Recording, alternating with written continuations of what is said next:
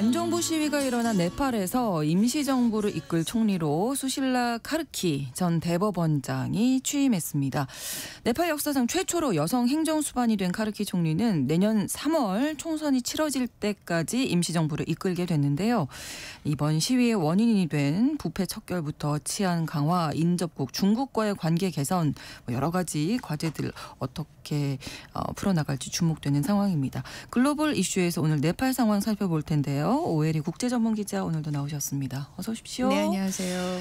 자, 우리가 참 네팔에 대해서 잘 몰랐구나. 사실은 네, 이번 사태 지켜보면서 그런 생각도 들었는데 네팔이 어떤 나라이고 지금 이 전 상황이 어떤지도 좀 궁금하고요.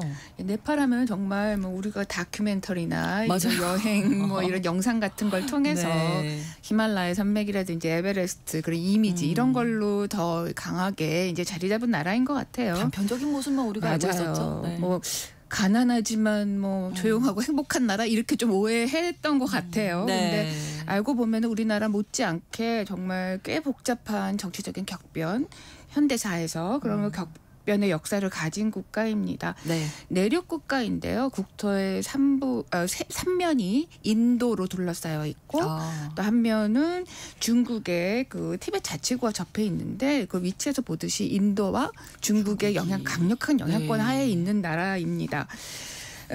내전을 오랫동안 겪었어요. 네. 2008년에 그 민주공화국 체제가 출범을 했는데 그 전까지는 그 왕정 국가였습니다. 입헌군주제 국가이긴 했습니다. 네. 그리고 기억하실지 모르겠는데 2001년에 왕세자가 그 파티 중인 왕실 그 궁내에 들이닥쳐가지고 총을 쏴서 네네. 부모를 그러니까 국왕과 왕비와 또 자기 누이 동생을 등 한 9명의 왕족들을 거기서 쏴서 죽인 그런 사건이 일어나서 네. 저도 그때 기억이 나는데 많은 진짜 충격을 줬고 그때 우리나라가 네팔이 왕정 국가야라고 생각했을 정도로 네네. 그때 사건이 아직도 강하게 기억이 납니다. 네. 당시 네팔에서는 원래 왕실이 좀 인기가 없었고 또 1996년부터 이미 내전이 진행 중이었습니다. 네. 근데 이 사건을 계기로 많은 국민들이 더 왕실에 등을 돌리게 되는 계기가 됐고요. 그래서 중국의 이제 마오주의를 신봉하는 저항 세력이 막강한 세력으로 성장하는 계기가 되기도 했습니다. 네.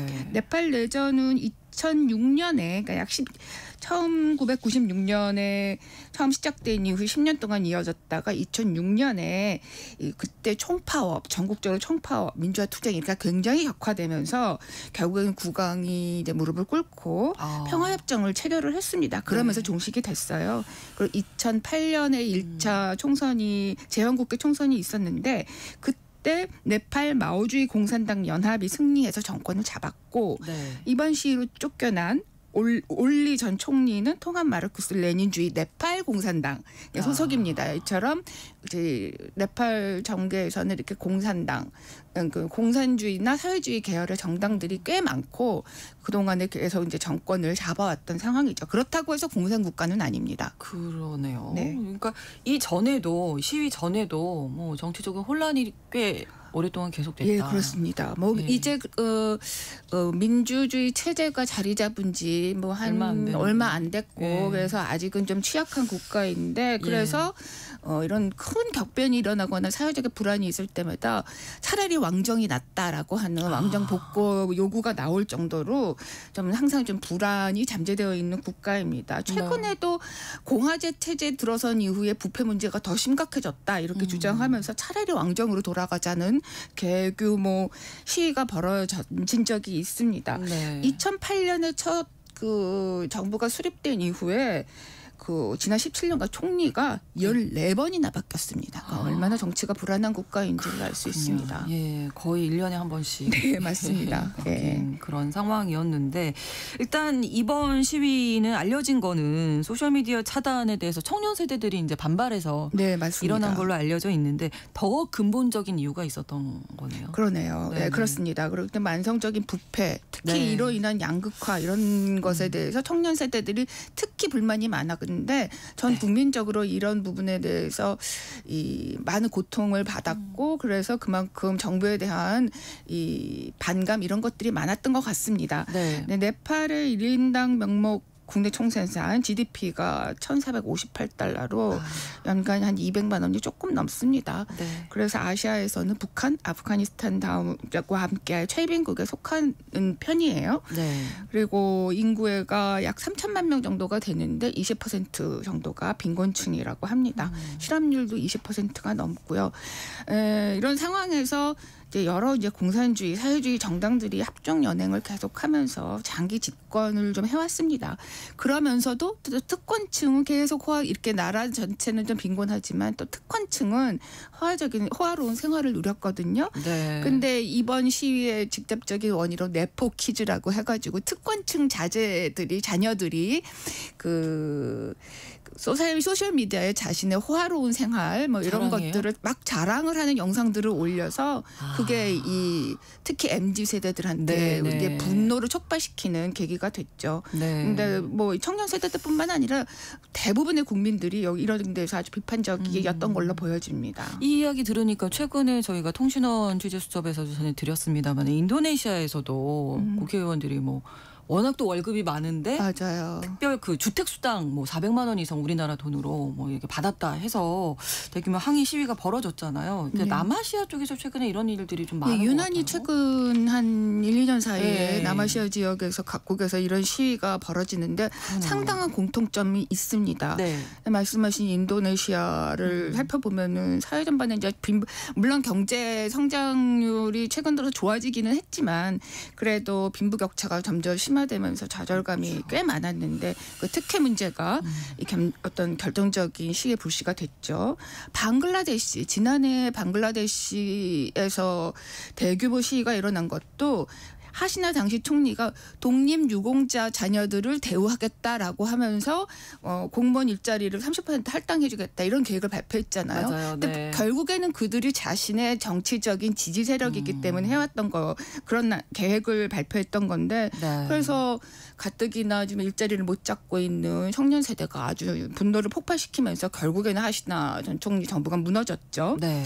2022년에 스리랑카도 비슷한 그 어떤 시위로 대통령이 망명을 했고 이 네팔을 포함해서 이들 국가들을 다 보면은 경제적으로 어려움이 있는 상황에서 이제 청년 세대들의 불만이 이제 우조가 됐고 그럼에도 불구하고 기득권층은 요지부동이다라고 네. 하는 점이 결국에는 정권의 몰락, 정치적인 혼란 이런 것들로 이어졌다라고 하는 점에서 공통적이라고 생각이 됩니다. 네, SNS를 통해서 젊은이들이 가만히 네. 있지 않겠다 뭐 이런 불만의 표출을 하는 이번에 건데 프랑스도 또 사실 네. 보면은 또 그런 면도 있죠. 유럽도 그렇죠. 그런 면이 있습니다. 네네.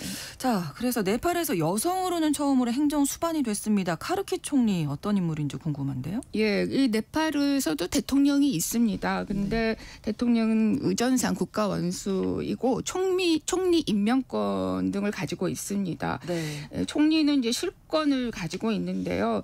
이번에 그 람찬드라 포우델 대통령이 이 국민의 신뢰를 받고 있는 수실라 카르키를 임시 총리로 발탁을 했죠. 네. 카르키는 1952년생으로 73살입니다. 네. 2016년에 네팔 역사상 최초로 여성 대법원장이 됐고 당시에 상당히 강단이 있는 판결로 대중적인 지지를 받은 인물입니다. 네. 1990년대에 민주화 시위에 참여해서 체포된 적이 있습니다. 그 남편도 민주화 운동 출신가라고 해요. 네. 특히 카르키는 부패에 대해서 아주 단호한 태도를 취해온 걸로 유명한데 대법관 시절에 장관 2명이 이제 뇌물죄로 이제 기소가 된 적이 있는데 이때 실형을 선고해서 국민들의 지지를 받은 적이 있고 또 뭐 대법원장을 지내는 동안에 특히 대법원이 어떤 불공정하게 임명된 경찰청장의 취임을 무효화하는 판결을 내리기도 하고 네네. 또 시민단체 표현의 자유를 보장하는 판결도 하고 이래서 많은 지지를 받았습니다. 네. 그래서 사실 재임 기간 동안에 정부 여당과 꽤 잦은 충돌을 했고요. 그래서 한때는 의회에서 탄핵을 당할 뻔하기도 했는데 네. 전반적인 여론이 이 카르키를 지지하면서 네. 결국에는 이제 정부가 한 발 물러서서 그 탄핵은 면한 그런 사례도 있습니다. 이 카르키 총리 근데 임기가 이제 내년 3월까지라서 네. 시간이 그렇게 많지는 않은데 해결해야 할 과제들이 많죠. 네, 그 카르키 총리가 14일에 첫 그 뭐 강력급 회의를 열었는데 네. 내년 3월까지의 임기를 지키겠다. 그러니까 더 이상 연장할 생각이 없다. 이렇게 이미 이제 못을 박아놨고 특히 이제 부패 종식, 좋은 통치, 경제적 평등 이런 것들을 지금 국민들이 요구를 하고 있기 때문에 이걸 이제 이룩하기 위해서 무엇보다 노력해야 한다 이런 첫 메시지를 냈습니다. 네. 정말 다 쉽지 않은 과제들이죠. 그러니까요. 지금 현재는 이제 시위는 잦아들었고요. 이제 네. 천천히 일상을 회복해 나가고 있다고 합니다. 그런데 이제 그 현지 전문가들의 얘기를 들어보면은 이 카르키 임시 총리가 우선은 이제 반정부 시위 과정에서 많은 희생자들이 나왔잖아요. 당초에 한 50여 명으로 보도가 됐는데 지금 그것보다도 더 많은 한 70여 명으로 이제 보도가 되고 있습니다. 네. 그래서 이 과정에서 뭐 어떤 정부 군경이 과도한 진압으로 어떤 학살에 준하는 이런 불법적인 행동을 했는지 이런 것들을 조사를 좀 해야 된다. 이런 것들을 요구하고 있습니다. 그래서 이런 부분에 좀 주력할 것 같고요.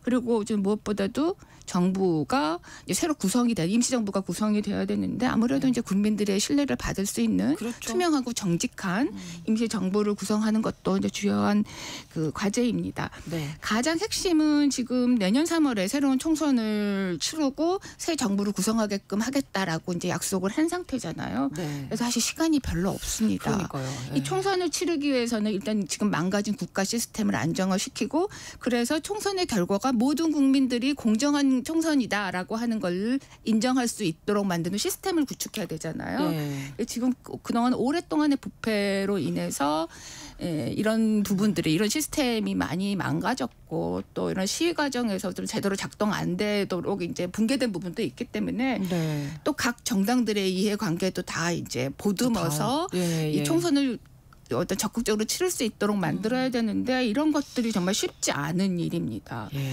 근데 이 방글라데시에도 지난해 8월에 이 시위로 이제 정부가 붕괴된 이후에 지금 유누스 최고 고문이 지금 임시 정부를 맡고 있잖아요. 네. 근데 지금 1년이 넘었는데 아직도 총선을 못 치르고 있고 얼마 전에 그 기사 나온 거를 보면 내년 2월에 치르겠다 이렇게 얘기한 거 보면은 네. 방글라데시 같은 국가도 이거 시스템을 다시 제대로 작동하게 만드는 데는 좀 쉽지 않은 것 같아요. 그래서 과연 이 짧은 기간 동안에 이런 숙제들을 카르키 임시정부가 다 해결해 나갈지가 네, 지금 네. 주목이 됩니다. 그래도 그 문제를 해결해야 이제 선거를 치러도 그걸 맞아요. 국민들이 인정을 할 수 있기 네, 때문에 네, 네.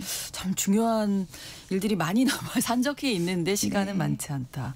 근데 네팔이 아까도 말씀해 주셨지만 지리적으로나 정치 경제적으로나 중국과 또 가까운 관계를 가져왔었는데요. 네.